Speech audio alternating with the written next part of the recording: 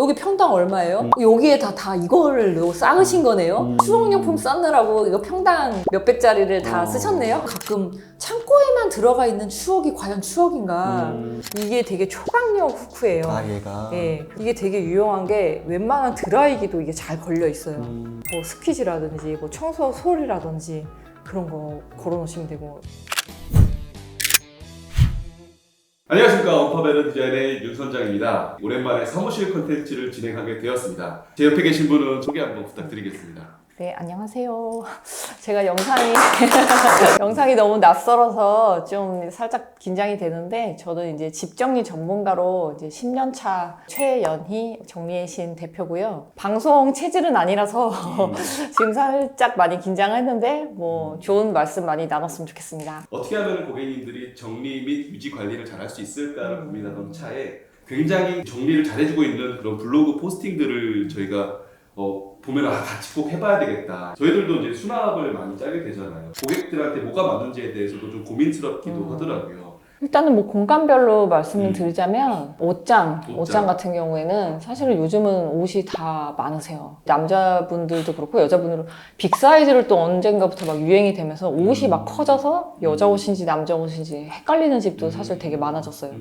그래서 조금 옷장이 예전보다는 조금 더 커져야 되지 않나 그런 생각을 좀 많이 하고요. 아, 깊이가? 네네. 보통 옷장의 깊이가 도어까지 해가지고 62cm를 네네. 이렇게 잡게 되는데 이거를 뭐 70cm라든지 이렇게 좀 더 깊이를 정말 깊게. 조금이라도 더 깊어도 훨씬 달라질 것 같거든요. 뭐 예를 들면 예전에는 이불을 굉장히 두껍고 뭐 많이 썼지만 지금은 이제 건조기가 있으니까 그냥 그날 빨아서 그날 쓰고, 그리고 너무 난방도 잘 되니까 그렇게 두꺼운 이불도 없거든요. 생활 패턴은 달라지는데 옷장은 옛날부터 다 똑같이 생긴 거예요, 늘. 그런 변화를 알고 옷장을 만드시면 더 좋을 것 같아요. 저도 고민했던 게 바지걸이 같은 게 이렇게 쓸모가 있나요?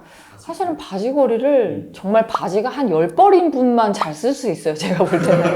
근데 이제 거의 수십 벌씩 있기 때문에 거기가 거의 무용지물이 되고, 그 부분을 저희가 많이 철거를 해요. 바지걸이를? 예, 그 비싼 바지걸이. 그러니까요. 그 되게 원목 기둥으로 돼서 맞아요. 저희가 봐도 되게 비싸 예, 보이는데, 수납합니다. 더 훨씬 많은 10벌밖에 못 거는 곳에 더 훨씬 많은 옷을 걸 수 수납의 있으니까. 양이 달라지는. 예. 이 옷걸이를 이렇게 걸게 되면은 아래쪽에 공간이 이만큼씩 있잖아요. 네네. 이런 공간은 어떻게 하는 게 좋을까요?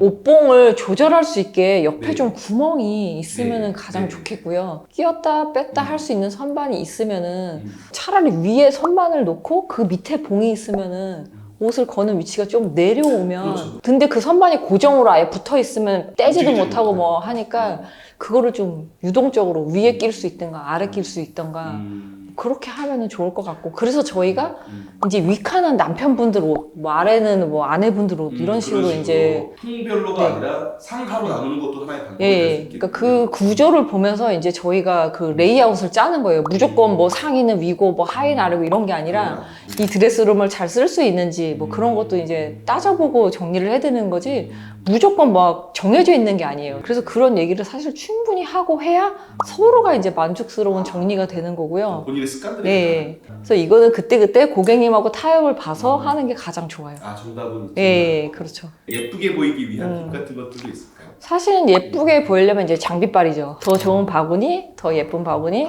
그러다 보면 사실은 더 비싼 거를 많이 쓰게 되고, 깔로 맞춰주면 보기도 되게 좋고 기분 좋은 그런 느낌은 가질 수 있지만, 장비빨을 조금 그렇죠, 더 해야 그렇죠. 되니까. 그게 이제 생각보다 비용이 굉장히 많이 들어요. 붙박이장에서 수납을 도와줄 수 있는 그런 아이템들을 많이 사용하라고 말씀을 해주셨는데, 혹시 추천해줄 수 있는 좋은 브랜드가 있나요? 일단은 뭐 손쉽게 구매할 수 있는 거는 다이소. 다이소는 일단은 집 근처에도 거의 다 있고, 요즘 다세권이라고 네. 하더라고요. 정말 가성비는 정말 최고예요. 가성비는 좋습니다. 거의 바구니가 진짜 비싸봐야 5,000원이거든요. 정말 비싸. 너무 비싸다 하면 5,000원인 거예요, 다이소는. 서랍 안에 넣는 바구니들은 비싼 거를 쓸 이유는 사실은 없어요.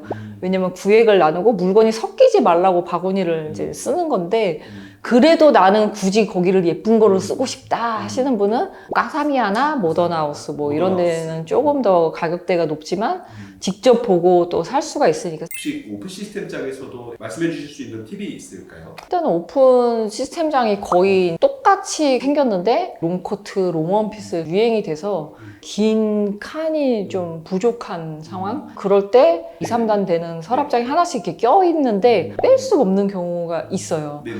그래서 그거를 좀 뺄 수 있게 만들면 참 좋겠고, 그냥 드라이버랑 뭐 이런 집에 있는 공구를 이용해서 쉽게 할 수 있으면 참 좋겠다는 생각 많이 합니다. 요 얘기가 되게 좋은 네. 꿀팁이 될 것 같아요. 좀 트랜스포머가 약간 가능한 그런 기능이 있었으면 좋겠어요. 혹시 이 영상을 보고 계시는 오픈 시스템장을 만드실 분들은 참고하십시오. 전화 주세요. 현관장으로 한번 넘어가 볼까요? 현관장. 신발장이 되게 만만해 보이고 별로 신경 안 쓰는 무슨 방이 아니니까. 그렇지만 신발장 정리하다 이제 머리에 막 지나는 분들도 많거든요. 옷장도 규격이 안 왜 커지지 하는 것처럼 신발장도 옛날 규격 그대로다 보니까 신발을 문이 좀 안 닫히는 경우도 있어요. 발이 크신 분들은. 뭐 좋게 보면은 뭐 통풍이 되는 미관상 사실은 별로 좋지가 않죠. 그쵸. 일단 쓰는 사람이 편해야 되는데 뭐 235 정도 평균 사이즈들이 두 켤레가 안 들어가면 굉장히 난감한 거거든요. 한 켤레 넣고 이렇게 한 켤레 네네. 세로로 들어간다든지 아니면 한 짝 한 짝씩 들어가야 된다든지 해서. 그리고 이제 우산 꽂이 그냥 뭐 통을 하나 놔주면은 우산을 꽂을 분은 꽂고 뭐 등산용품이 많다던가 야구 방망이가 많다던가 하면은 뭐 그런 거를 또 꽂아도 되니까. 요즘에는 이제 거실을 확장을 하다 보니까 창고가 없어졌어요. 그래서 신발장으로 와야 되는 물건들이 생겨난 거예요. 예를 들어서 뭐 공구라든지. 공구업. 결국은 인테리어 할 때는 신발장을 가능하면 크게 만들어야 되는 게 크게 만들고 약간 선반을 조절할 수 있고 높낮이를 조절할 수 있고 여유 선반이 좀 있으면 모든 수납장이 사실은 쓰기는 조금 더 편해지죠. 주방에서도 써야 될 것들이 너무 많잖아요. 팁 같은 것들도 있을까요? 컵은 뭐 정수기 근처에 둔다든지 냄비랑 후라이팬은 가스레인지 근처에 둔다든지. 그래서 최대한 동선을 짧게, 가장 기본적인 거고요. 사실은 이제 개수대 아래가 저희는 고민이 되는 공간인데 그렇죠. 그게 약간 좀 습하고 안 좋은 공간으로 보는데 그릇을 넣기에는 좋은 공간은 아니에요. 거기에 막 분배기도 있고 네. 그런 거를 좀 마감을 이제 인테리어 업체에서 거기 마감을 깨끗하게 잘 해준다면 좋은 장소가 될 것 같고, 거기에 또 도마랑 칼 이렇게 꽂이가 보통은 있는데 칼은 맨날 닦아도 그 더러운 데 계속 꽂는 거잖아요.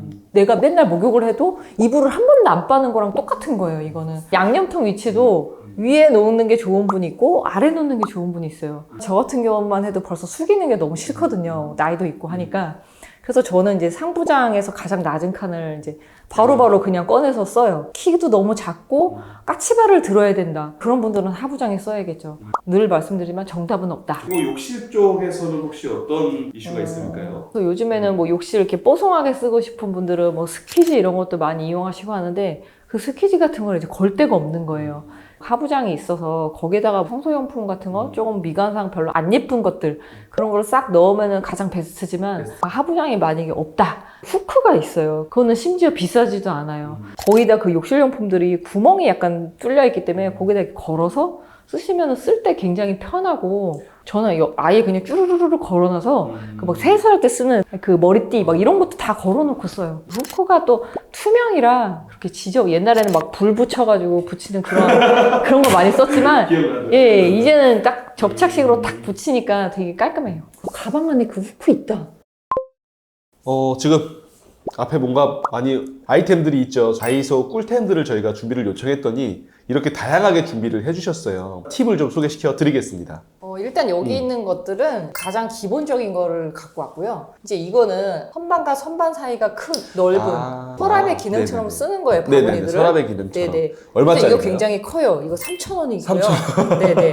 간식 같은 것도 많은데 그냥 이런 데다가 솔직히 웬만한 가정집 요거 한 통이면 거의 간식 많아야 이거 2통 정도 되는데 그 과자 여기다가 막 다 섞어서 있다고 해서 못 찾지 않거든요. 그렇죠, 뒤적뒤적 거리면 찾을 수 있으니까. 네네네. 선반하고 선반 사이가 이렇게 높을 때는 높죠, 이런 큰 거를 써서 뒤적거리면서 꺼낼 수 있는 물건들을 수납하는 게 좋아요. 주방도 사실 이걸 많이 써요.